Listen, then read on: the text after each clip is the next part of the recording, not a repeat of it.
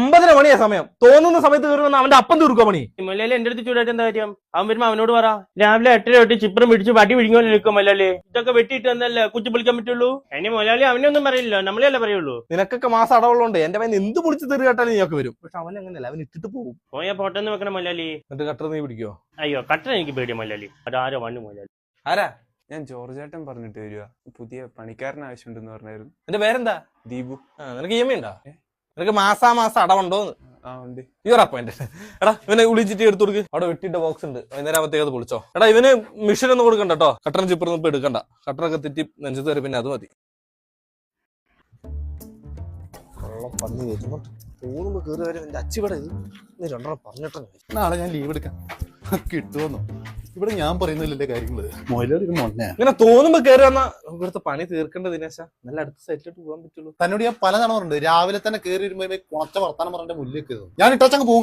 പോലെ സോറി തന്റെ ഈ ചൊപ്പ ജോലിയുടെ പുറകെ മാത്രം നടന്നാൽ പോരെ. എനിക്ക് വേറെ ഉണ്ട് കുറെ ഉത്തരവാദിത്തങ്ങൾ. അതെന്തോന്ന്? അങ്ങാടിക്കടവില് കമ്പിക്കെട്ട് എന്ന് പറഞ്ഞ വാട്സ്ആപ്പ് ഗ്രൂപ്പിന്റെ അഡ്മിനാണ് ഞാൻ. ജനലക്ഷങ്ങളാണ് എന്റെ സേവനത്തിന് വേണ്ടി കാത്തിക്കുന്നത്. ആ തിരക്കിനിടയിലും തന്റെ കൂടെ പണിക്ക് വരുമ്പോ താൻ എന്റെ തലക്കറി നിരങ്ങ.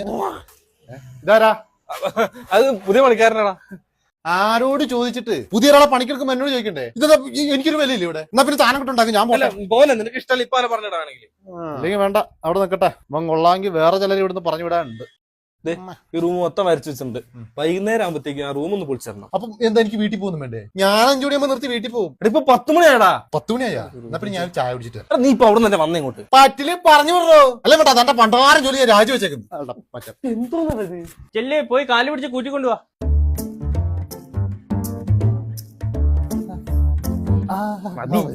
അടുത്ത ആഴ്ച ലീവ് ആയിരിക്കും കേട്ടോ. ലീവ് ഒന്നുമില്ലേ? അടുത്ത സൈറ്റിൽ കയറാണല്ലേ. തന്റെ അടുത്ത് ഞാൻ ലീവ് തരുമോ എന്ന് ചോദിച്ചതല്ല, അടുത്ത ആഴ്ച ലീവാന്ന് പറഞ്ഞതാ.